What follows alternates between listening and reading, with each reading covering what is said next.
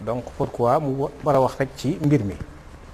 par exemple la radiodiffusion télévision nationale Sénégal ñëpp seq ko dafa mel ni fi mu ne na muy doxee du Sénégal yi yëpp a ko seq. ñëpp a ca am accès te tolloo te yemale ci. te pourtant Sénégal gisaguma mu def ci communiqué def waxu ci. ak yeneen yu bari gis nañ ñun suñu ndax dañuy am suñu démb am suñu ngëm-ngëm am loo xam ni suñu mbatit la maanaam suñu culture. te bis bu nekk ñu gis ñu bafuwee ko tuutal ko sewal ko doyadil ko ci yennati barab yu baree bari waaye tant que saisir wu leen da ngay wax souvent man loolu je suis très à l'aise pour wax ci ndax yàgg nañu saisir ba ci Babacar Diagne mi fi nekk léegi ni mais da ngay gis naa ne effectivement il faut ngeen saisir ñu pour ñu man jéem a xool alors kon damay bañ mu doxe benn tànk rek ci wax ci lu mel noonu yëf yi daal ginnaaw dañ leen a dénk ñuy réguler nañuy réguler li ñuy réguler waxuñu leen ci seen xeli bopp mais ci turu askanu Sénégal lañ koy def kon nañ koy def ci sénégalais yi li ñu bëgg ak li ñu gëm ak li nga xam ni si moom mooy seen démb ak seen batit waaye terewul nag ma koy rafetlu li tax ma koy rafetlu mooy Sénégal dafa am benn séminaire boo xam ni def nañ ko il y a à peu près 5-6 ans ci ginnaaw en Afrique australe doon jàngat xool source de tension yi nga xam ni am na Afrique ak li ko mën a taal gis nañ ni Sénégal particulièrement peut-être taal ko jaare ci politique yombul am na yoo fi rappelé léegi ba ci 88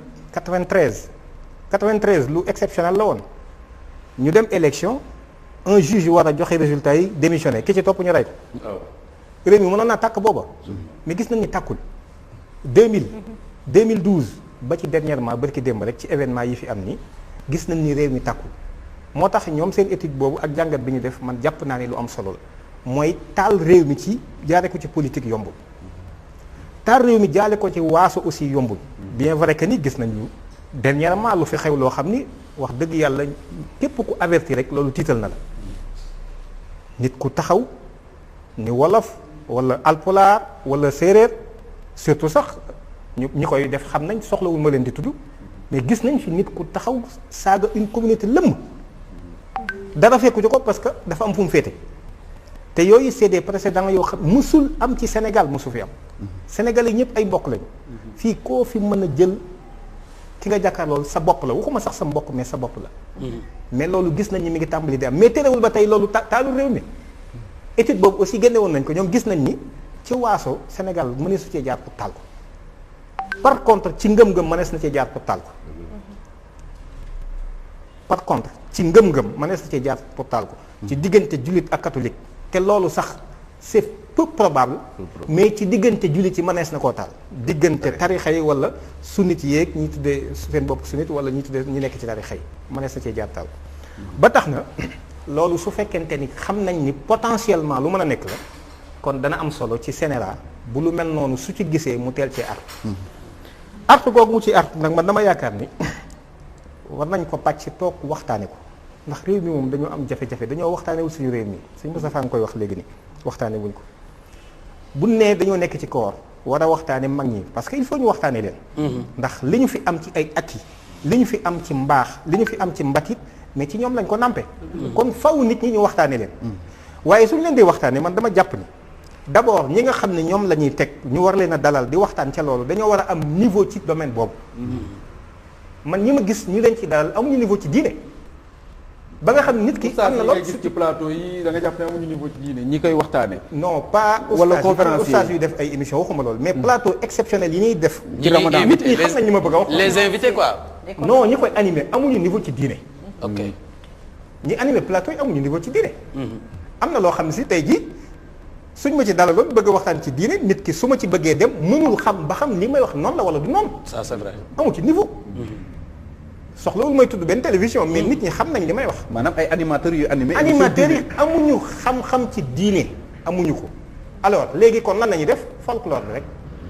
mais est-ce que l'animateur il est forcé moom mu am xam-xam ci diine c'est-à-dire tey non attends bàyyil ma ñëw tey jii bi tey par exemple tey xaw ma dara ci diine ma war a waxtaan ak moom mais peut-être sama plateau am naa sama benn naataango boo xam ne fii la ci toll sama naataango boobu moo may man damay animer rek mais sama naataango boobu mooy xool ndax kii li muy wax am na yow en tant que animateur sa rôle lan la ci su fekkente ni wax naa dara keneen interpellé jëm feneen yow amoo niveau pour mën a trancher d'accord te yow yaa war a réguler débat bi. d'accord il n'est pas là pour trancher. d'accord si si moom moo war a vas-y Aliou vas-y Aliou moom moo war a en fait xam nga man c'est-à-dire Aliou fi mu la bëgg a indi non tey waxtaan la rek dina neex Aliou fi mu la bëgg a indi mooy ça veut dire que man mi toog di animé ñi may seetaan la ma xam intéressé wu leen yow mi ma invité nga am xam-xam loolu moo leen intéressé moo tax man bi tey jaruma fay nekk di commentaire wala di bëri xam-xam sama yoon newu ci c'est-à-dire man dama lay relance pour yow nga joxe xam-xam boo xam ne ka toog di seetaan daf koy jëriñoo maintenant boo juumee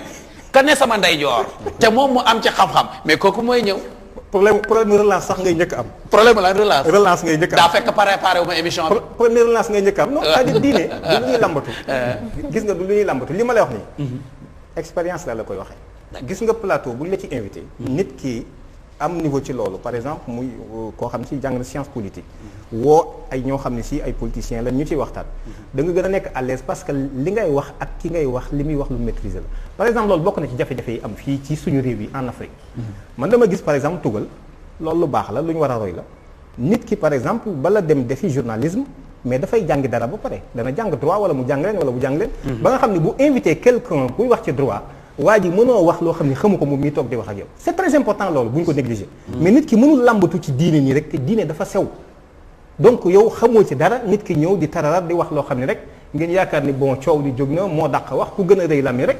mais vraiment loolu ça laisse à désirer. juste parenthèse la woon mais am na ci responsabilité aussi boo xam ne si mboolem tarixa yi am nañ ko te ñi jiite tarixa yi ñoo ci ëpp responsabilité ci loolu mooy lan mooy dama gis ni tarixa yi organisé wu nañu. association islamique organisée nañu mais quand même au moins am nañ ay comité scientifique suñ neetee dañoo bëgg a waxtaan ci Sëñ Touba man je pense que ni Rawdu Rayaahin ñoo war a désigner kan mooy dem ci plateau ba mais warut a doon kenn koo xam ne dañ lay jëlee fële nga ñëw di wax loo xam ne si en fait xameesul fan nga ko teg xameesul fan la sukkandiku comité scientifique yi lan lay jariñ. est-ce que loolu aspect commercial bi du ci ñëw mooy invité benn Issa Tine boo xam ne xëy na bopp bi mën na fees ak xam-xam ci wàllum Serigne Touba ak Mame El Hadji Malick mais xëy na nit ñi xamuñu ko weeru koor nga xam ne aspect commercial bi day dox trop nga invité ko ci sur un plateau mu ñëw toog di wax est-ce que réellement digganteem ak sénégalais yi aussi loolu du am problème mooy nit ñi toog seetaan ko. logique commerciale. bien sûr jamono ji moom lii moo yàq lu bari aspect boobu effectivement réalité la xam nañ ko. te médias yi it il faudrait que ñu dund il faut ñu dox donc ñoom loolu accordé ngeen ko mais nit ñi nga xam ne dañoo am beneen souci koo xam ne yow wa wajhu rabbi xaradi bi leen siram maanaam sa yitte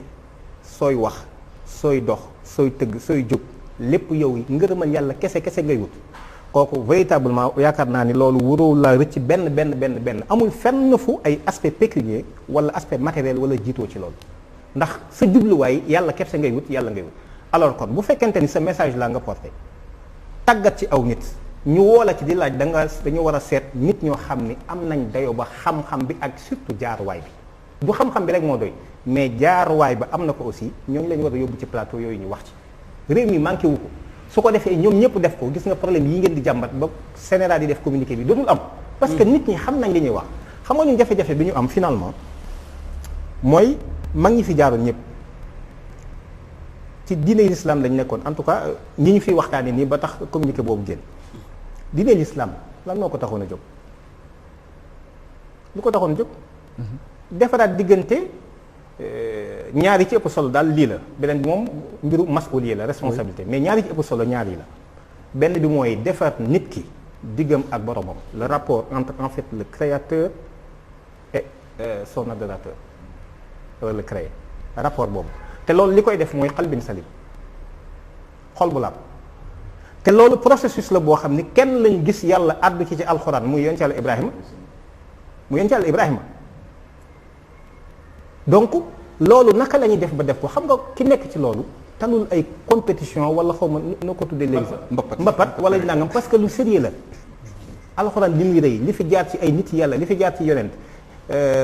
wa inna min shi'ati Ibrahima iz jaa rabbuhu bi qalbin salim Ibrahima la ñu gis ñu seeral ko mooy am na xol bu laab parce que xol bu laab boobu mooy doon réceptacle du divin nga mën a am connexion ak diggante ak sa borom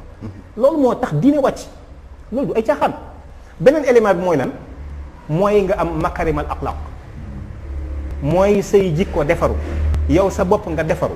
ba nga xam ne du am looy yayale sa bopp te yayale woo ko ñi ci des lépp loo xam ne si jàpp nga ne jomb na la da nga ko jombale keneen ku mën a doon te loolu mooy ak nite makarimal axlaq googu moo taxoon yonent bi sallallahu alayhi wasallam ñu yónni ko innama bu'istu li utammima makarimal axlaaq la wax dañu maa yónni ngir ma mottali xeeti jikko yu rafet yi mais loolu du moom mooy ki ko liggéey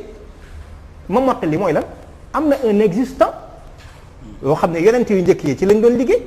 mu ñëw fekk ko fi loolu moom war na ñëw nag am lu mu ci mottali pour en fait doon jikko yi nga xam ne moom la yàlla tànnal jaamam yi ci loolu lañ war a liggéey lii moo taxoon dina jóg mais fii ban compétition moo fi war am justement parce que effectivement sëñ Pape c'est-à-dire li may wax nii lu am solo la gis nga du caagante kon nit ki ci ay waxam lañ koy téye waaye ci ay attitude am li mu man ci ak mbaax ci yiw ci sell le don de soi mën a def te jëmmi yàlla dong tax ci loolu la ñuy atte nit ñi waaye man murit laa man xaari la militaire et après amul benn sens loolu parce que waxtaanu bi ñun problème bi ñu am mooy ñun dañ ñu wan joxoñ ñu yàlla ñu bàyyi li ñuy wan xool baaraamu ki ni joxoñ est-ce que dégg nga li ma wax maa ngi lay dégg bu baax. c'est-à-dire ñun liñ ñuy wan li ñu doon wan xooluñu ko ki ñuy wan lañ xool baaraam xool baaraamam. mais est-ce que ki koy wane def na lu tax kim koy wan bañ ko xool lim koy wan. ah kay mag ñi def nañ loolu def nañ ko boo xoolee fi mu ne loolu mën nañ ci jël ay exemple yu patent yoo xam ne kenn ku ci ne mën nga ko lamb dañ ko ñoom def nañ ko mais finalement dafa am loo xam ne si def ci dugg ndax seytaane buñ fàtte ne mbër la seytaane sama classe gi soxlawu leen de koo xam ni ab yonent yàlla da koy yónni mu taxaw jàmmaarloo moom te bu ndimbale yàlla dikkul léegi yëf yi dana jaxasoo kooku kon koo mën a toll keneen nit moom du rocci ngembam ma donc dafa am yoo xam ne si dafa xew finalement ñoom mag ñooñu li ñu def li ñu waroon a def nañ ko mooy sóob nañ seen bopp ci ngirum yàlla woote nañ ci it ni képp koo xam ne si yàlla ñor na la kaay ñu ànd ci dem ci waaye duñu leen boot duñu leen tungoom duñu jàpp ci loxob kenn ànd dox la da ngay def effort ñu def effort léegi nag finalement dafa am loo xam dafa gën a yomb y a un Thierry Zarkon dafa bind benn téere boo xam ni bu am solo la man d'ailleurs je le recommande ku ko mën a lire na nga ko lire un islam de marché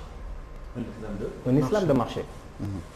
maanaam l'islam ay jula ñoo fi bari ay jula ay businessman les gens font du business maintenant un islam business exactement c'est-à-dire loolu la ko un islam business boo xam ni man maa ngi xool tey su ngeen ma invité ma ñëw ma ni bon Issa moom murit la fan la kii sax nangam léegi nan laay jaare fi mu ne ba dóor ko ba li mu yóbbu nekk ci poosam ma ba Issa daal di jël li ñëw jox la lu bari bi tey moom fan la nangam ak nangam nan laay fexe ba dóor ko ba jaar ci kaw man jël parce que sama biir a tax may wax mais yàlla taxul may wax c'est problématique te gis nga ñi ci intervenir aussi ba dégg naa fi lu ma tiital sànq man loolu mosuma ko xam ci yaakaar naa Pape yow yaa ko wax ni finalement bu weer bi jeexee sax dañuy xayma ko ëpp leen fu lu joxee nangam ak nangam mais loolu c'est catastrophique daanukat yi lay doon yow est-ce que xam nga ni ñuy invité ci plateau yooyu 11 mois année bi du 12 mois 11 mois yëpp ñoo ngi wax ci yeneen télévision yi kenn joxu leen ko am na ci ñuy liggéey sax ci ay télévision te taxul ñu jox leen ko ñu jox leen ko dëgg la kon ñuy joxe lan leneen am na leneen lu tax ñu wax mais la tax ñu wax bis bu nañu wax lu ko gën a garaaw ci yeneen plateau taxul ñu jox leen ko mais bu mais est-ce que mënuñu yaakaar ne sax ñoom genre waxtaan yooyu dina nëbb njàngale mag ñi li nga xam ne ñun moom la ñu war a topp mais na mën na ko man ñii tey jii su ma ñëwoon fi mu ne di wax duñ ma déglu sax mais kiy ñëw di xotti rek kuy wax miracle til te miracle yooyu finalement man ba ma juddoo ba léegi maa ngi dégg ay miracle bon c'est vrai que xale laa quand même mais maa ngi dégg ay miracle waaye nag ñun moom boo amee juróom fukki at daanaka yaa ngi bëgg a kii ay miracle rek lay dégg bu ma jëlee benn exemple ci ni par exemple Sëñ Touba julli na ci géej gi man dafa am jàngat bu ma ci am personnellement man soo sotti woon ndox fii léegi ma glissé daanu ma léegi bu jullee ci géej gi man à quoi ça m'engage c'est damay laaj parce que xam naa ni bàmmeel réalité la nit du nax boppam boobu ba léegi maa ngi koy dégg te gis naa ni boo sotti woon ndox fii man bu ma damay tërëf daanu tànk ko damm sax mën naa ko ci jël léegi à quoi ça m'engage léegi foofu comme solo si ci am rek mooy bu fekkente ni man jàng naa diine ba xam ko xam ni kat boroom xam-xam yi li ñu wax mooy nit ki da nga nekk ci situation de détresse yoo xam ne julli gi sax teggil nañ la ko mën nga ko reporter ba génn sowe sa bakkan par exemple su ma tàmbali woon di bëgg a julli gis gaynde di ñëw wala ma gis jaan di ñëw kabar naa ba pare naa dagg julli gi sowe sama bakkan ba pare ba nekk en dehors hors de danger soog a julli boo demee ci mu watta imam Malik loolu la wax kon sëñ Touba situation bi mu nekkoon mënoon naa bañ a julli puisque xam na ni bateau bi waaj nee na ko boo ko jullee da nga ma tooñ te bëggul a tooñ moromam te xam na ni ndox moom du barab bu ñuy teg di julli mënoon na ni kon naa paas rek ba àgg fa ma àgg daal di boole lépp pakkati ko fay te bu boobaat kenn ko ci teg dara ci ay daan mais lan moo tax kon mu ni ndigalal yàlla jaraloo sama bakkan nit du faatu te appam jotul kon ndigalal yàlla lii sama bakkan bi wuute ko moom ko gënal wax na ko sëñ Dame Abdourahmane Lo nee na ko bi may teg sama der bi ma koy sànni ci géej gi aw ma woon benn preuve wala lu ma rassuré ci ni mën naa cee mucc waaye ndigalal yàlla laa doon kon man je pense que li ma mën a jànge ci loolu mooy fonk ndigalal yàlla kese d'accord ñu ngi may signaler page pub mais xam naa ne dañu toll fi foo xam ne mënu ma ko dagg Charles maa ngi jéggalul teg Charles mais ñu tuuti rek laataa ñuy dem ci publicité parce que dañ toll fii nii waaw sëñ Abdou Khoudoss moom Daaru Muxti nekkoon xalifatu Maam Cerno Birahim dafa doon wax taalibe yi ni leen reggaayu jàmbur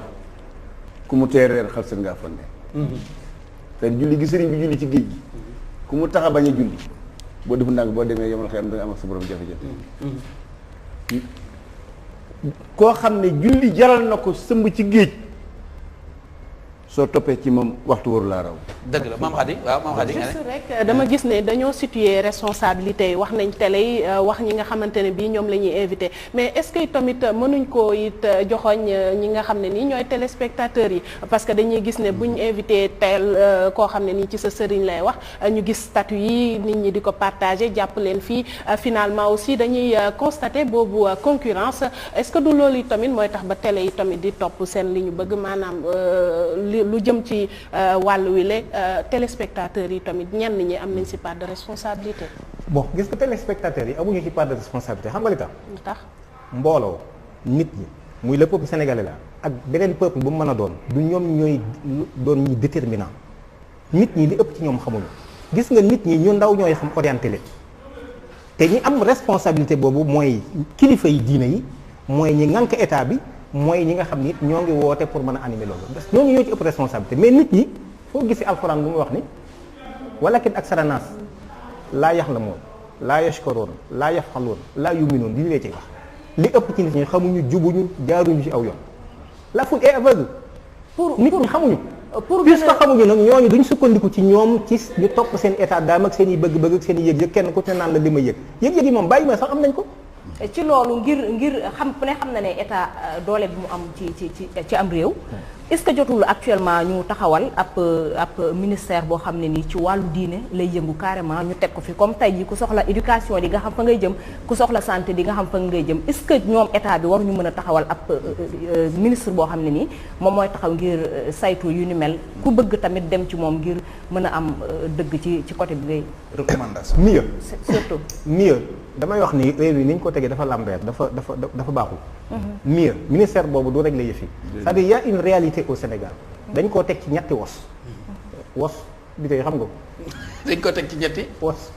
déedéet trois pieds trépied tey nag dégg naa baat bu ma xam xamoo ko woon déedéet xam nga xamal nga ko ah déedéet was moom kenn laa gën a miin mooy li ñuy teel kenn wos mooy les caméras bi taxaw rek was ci la ñuy teg en général sa tala yeeg mel ni ko fi xamoon bariwul na non man xaw ma was mais xamoo ko mooy non xaw ma sëñ bi baal was ci la ñuy dama fàtte si bés moom laa xaar mu daaneel donc wos dañ ko teg ak ñetti wos vas-y waaw benn bi mooy exécutif bi muy président ak gouvernement bi beneen bi mooy le parlementaire beneen bi judiciaire mais am na institution de fait boo xam ne si jëluñu ko en compte ci réew mi muy ban bërki démb bi réew mi jaxasoo ba ñetti institution yëpp kenn mënu cee saafara yëf yi am na lu ko lijjanti mais loolu institution la de fait loolu dañ ko war a jël en compte ci nit ñi ni dunde ak seen dundee parce que dañu am suñu spécificité n'est-ce pas malheureusement loolu defuñu ko loolu moom mooy lii régler mbir mi mais du problème mu ministère kese il faudrait que réew mi sénégalais yi li ñuy dund te xam ko te gëm ko loolu ñu refléter ko ci suñuy institution ci mu feeñ ci constitution feeñ ci maanaam lépp loo xam ni dañ ko defar pour askan wi malheureusement loolu amul yaa ngi wax ni man damay wax toujours ni man mii doxandim laa ci réew mi te xaw ma sama jenn maam ju dëkkul Sénégal gi peut-être li ma ci xam nag bariwul mais doxandim laa ci réew mi te bari naa ci ay morom parce que loolu moom moo ko indi mais loolu su fekkoon que ni def nañ ko noonu da nga gis ni problème yu baree bari tey ñoo ngi koy jàmbat du demee nii bu demee nii. alors foofu la ñu waroon a jëm mais bu ñu créé ministère bi rek ministère bi amaat na kilifa ko ci mat te warul demee noonu. ce peuple là est un peuple foncièrement croyant. musulman et chrétien la foofu ñoom ñëpp ay borom yi pas-pas borom gëm-gëm démb rek bi ma demee ci seeti monseigneur yi loolu ñoo ngi ciy waxtaan. c'est-à-dire réew la moo xam ni ñi fi nekk ñëpp ay borom yi gëm-gëm. d'accord ay jullit lañ aussi. chrétiens yi dañuy julli. jullit yi dañuy julli. ñii borom yi pas-pas lañ ñii borom pas-pas lañ te ñoom ñëpp kenn ku ci nekk yàlla rek ngay wér. alors kon ku yor réew mu toll noonu dafa am ci seen gëm-gëm googu. ak ci seen mbatit moomu loo xam ni dañ ko war a jël en compte parce que sociologie finalement li ñuy wax mooy dëgg. Les normes juridiques doivent émaner des normes sociales. Sénégal du États-Unis du France. C'est vrai que nootoon nañu mais quand même du France. am nañ suñu réalité intrinsèque. alors il faudrait que loolu jël ko en compte je pense bien mooy mën a fexe ba dérive yi di am ni lépp ñu mën koo kar. d'accord Babacar yaakaar naa ni il faut que ma dem ànd ak waa service commercial ndax boobu ba léegi ñu ngi may def